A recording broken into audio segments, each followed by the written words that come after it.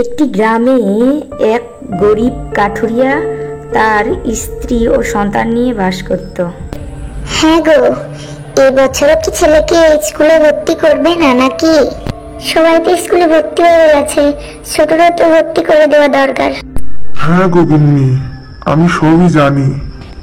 দেখি ছোটরা তো স্কুলে ভর্তি করার দরকার। যাক, তুমি এখন আমার কোঠালটা এনে দাও তো, যাই দেখি জঙ্গলের দিকে কিছু কাঠ কেটে নিয়ে আসি।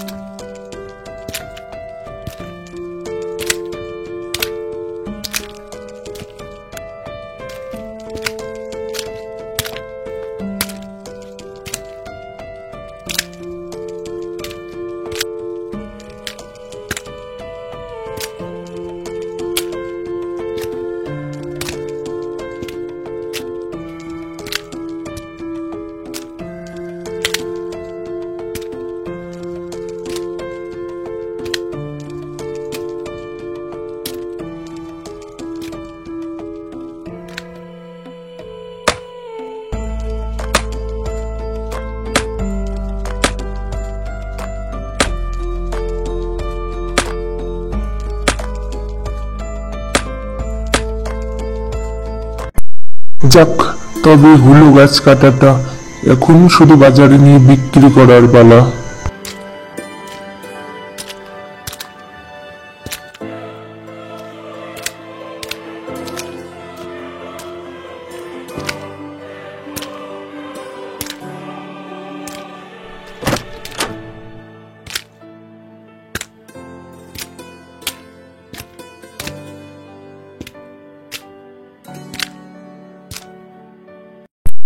বাবা, তোমার পড়ালেখা কেমন চলছে বাবা?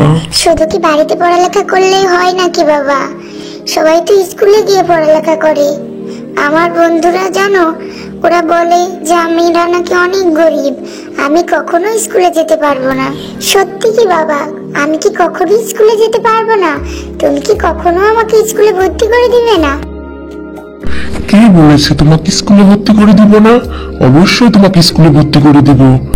প্রয়োজনে আমি আরো জঙ্গল থেকে অধিক পরিমাণ গাছ কাটবো, আর তোমাকে আমি স্কুলে ভর্তি করে দিব বাবা। তুমি শুধু মনোযোগ দিয়ে পড়ালেখা করো, আর কোনো তোমার চিন্তা করতে হবে না।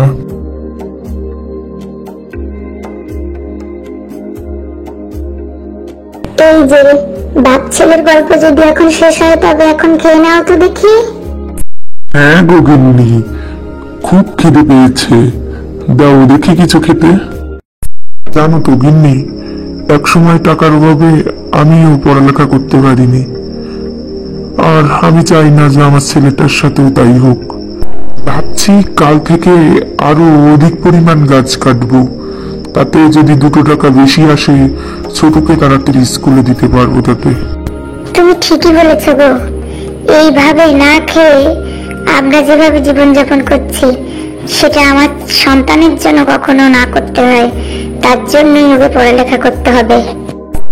বুঝলে তো গিন্নি, বাজারে আর আগের মতো এখন আর কাঠের দাম নেই। আগে যা চলতো এখন তো তাও বিক্রি হতে চায় না। হয়তো শহরে নিয়ে গেলে কাঠের দাম ভালো পাওয়া যেতে পারে। হ্যাঁ, দেখি কি করা যায়। শহরে? সে তো অনেক দূরের পথ। আচ্ছা, সে পরে দেখা যাবে, এখন খেয়ে নেও তো দেখি।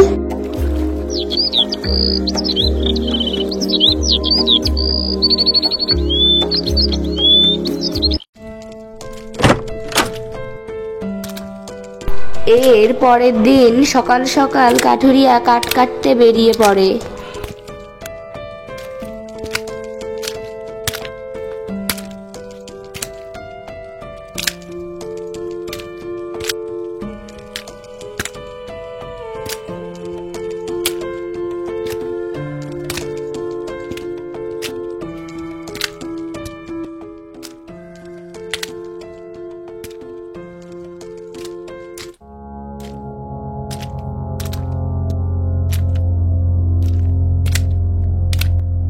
আজ থেকে আমি অধিক পরিমাণ কাঠ কাটবো, ছেলেটাকে স্কুলে দিতে হবে, যার জন্য অনেক টাকার প্রয়োজন। আরে বাস, এটা তো অনেক বড় গাছ আর অনেক মোটা, এটা কাটলেই চলবে। আজকের মতো এটাই কেটে নিয়ে যাই। এই বলে কাঠুরিয়া যেই না গাছে 2 কোপ দিল, কে রে তুই? আমার গায়ে আঘাত করলি কেন? আমি একজন কাঠুরিয়া, কিন্তু আপনি কে? আমি একটি জাদুর গাছ। দীর্ঘ কয়েক দশক ধরে আমি এই জঙ্গলেই বাস করছি, আর এখন বয়সটাও বেড়েছে আমার। আগের মতন আর গায়ে শক্তিও নেই, তার উপর আবার তুমি কোঠাল দিয়ে আঘাত করলে।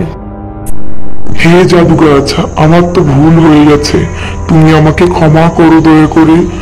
আমি একজন খুব গরিব কাঠুরিয়া, ছেলেকে পয়সার অভাবে স্কুলেও দিতে পারছি না, দয়া করে তুমি আমাকে ক্ষমা করো। আচ্ছা ঠিক আছে, তুমি যখন নিজের ভুল বুঝতে পেরেছো তাহলে আমি তোমাকে ক্ষমা করে দিলাম। আর একটা কথা, আমার কাছে এসে কেউ খালি হাতে ফিরে যায় না। আমি তোমাকে একটি জাদুর হাড়ি দিচ্ছি, এটা নিয়ে যাও সাথে করে।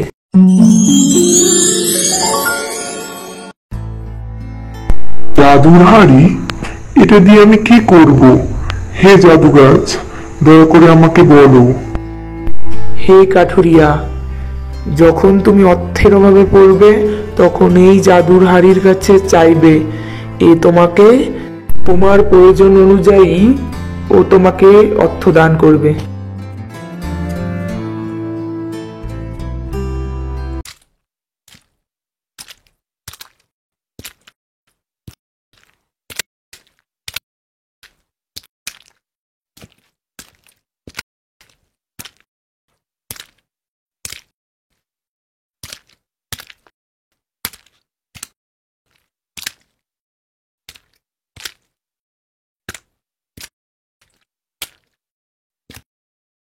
কই গো গিন্নি, কোথায় গেলে? এদিকে আসো দিন।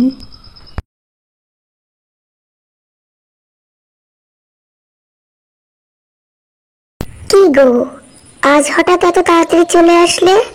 জঙ্গলে কাঠ কাটতে যাওনি তুমি? হ্যাঁ গো গিন্নি, গাছ তো কাটতে গিয়েছিলাম, কিন্তু জঙ্গলে গিয়ে যা হলো তা এক আশ্চর্যজনক ঘটনা। আজ আমি এক জাদু গাছের সাথে দেখা পেয়েছি, আর দেখো, তিনিই আমাদের এই জাদুহাড়িটা দিয়েছে, আর বলেছে যে আমাদের যখনই অর্থের অভাব হবে এই হাড়ির কাছে চাওয়া মাত্রই টাকা দিবে। দেখি তো গিন্নি, দরজাটা একটু টেনে দিয়ে আসো তো দেখি।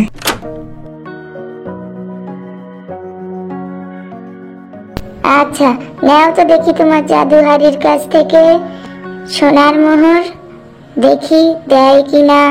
হে জাদুর হাড়ি, আমাকে কিছু স্বর্ণের মোহর দাও তাড়াতাড়ি।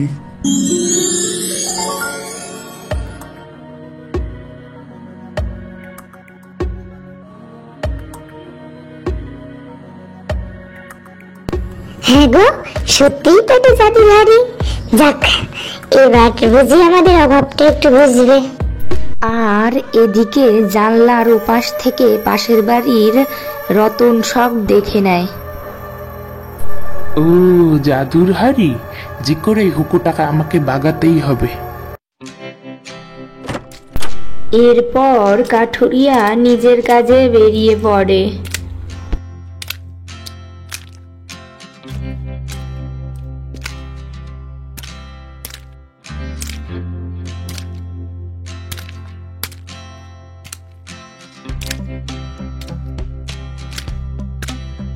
এদিকে পাশের বাড়ির রতন ঘটিটা চুরি করার অপেক্ষাতেই ছিল এবং সে সুযোগ বুঝে একদিন, আরে বাস, এখন তো ঘরে কেউ নেই, এই তো সুযোগ, এখন গিয়ে ঘটিটা চুরি করব।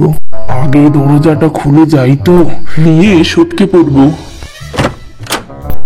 আর এইভাবেই রতন ঘটিটা চুরি করে নিয়ে নিজের বাড়িতে পালিয়ে যায়।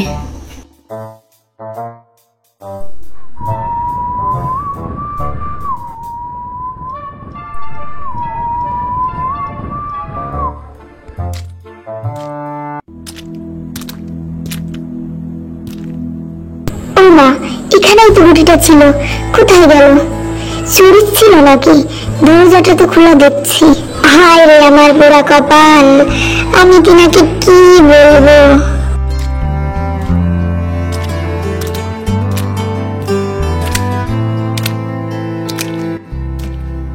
হ্যাঁ গো, তুমি এসছো? সর্বনাশ হয়ে গেছে আমার। এখানে ঘটিটা রেখেছিলাম, কি যেন এসে চুরি করে নিয়ে গেছে। তুমি এক্ষুনি যাও, ওই জাদু গাছের কাছে গিয়ে সব বলো। তুমি ভালো করে দেখেছো তো?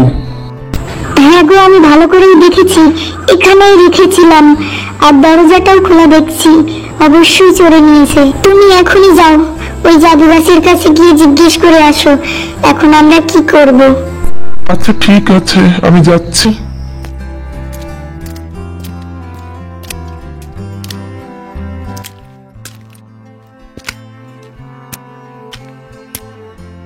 হে মহান জাদুর গাছ, দয়া করে আমার সামনে প্রকট হন, আমার খুব প্রয়োজন আপনাকে। ও কাঠুরিয়া, বল দেখি কি আবদারে এসছিস তুই? হে মহান জাদু গাছ, কোনো আবদার নয়, অভিযোগ। হে মহান জাদুর গাছ, আপনার দেওয়া জাদুর হাড়িটি কি যেন চুরি করে নিয়ে গেছে, এখন আমি কি করব? আমি সবই জানি, তুই বাড়ি ফিরে যা, সময় হলে সব ফিরে পাবি। মনে রাখিস, ওটা জাদুর হাড়ি, ওটা আমি যাকে দিব সে ছাড়া আর অন্য কেউ রাখতে পারবে না। আর এইভাবেই কাঠুরিয়া হতাশ হয়ে নিজের বাড়িতে ফিরে আসে। বউ, ও বউ, এদিকে আসো তো দেখি।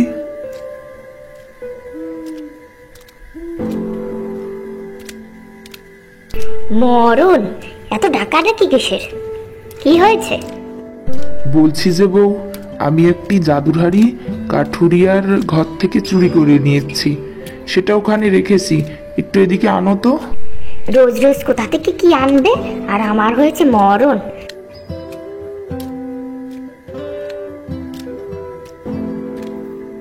কই দেখি তোমার জাদুর হাড়ি, কি আছে এতে? হাড়িতে আবার মোহর দেয়, এসব তুমি কোথা থেকে পাও? না বউ, আমি দেখেছি কাঠুরিয়ার বউকে এই হাড়ির থেকে অনেক মোহর পেয়েছে। জাদুর হাড়ি, মোহর দাও তাড়াতাড়ি। কই দেখি তোমার মোহর, আবার বলো তো মন্ত্রটা। জাদু হাড়ি, মোহর দাও তাড়াতাড়ি। ওরে বাবারে, মরে গেলাম রে, ওরে বাবারে, মারা গেলাম। আমার ভুল হয়ে গেছে, হে আমার জাদুঘরা, তুমি আমাকে দয়া করে মাফ করো, আর মেরো না, ছেড়ে দাও। ওরে বাবা, একটু ভয়ঙ্কর বংশী রে বাবা, আমার স্বামীকে তো মেরে ফেলবে। মোহর না আমার ছাই, এখনই যেখান থেকে হাড়ি নিয়ে যাচ্ছ সেখানে এখন ফেরত দিয়ে আসবে, যাও।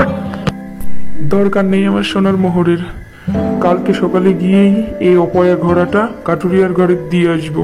উফ, কি মারটা নাই মেরেছে।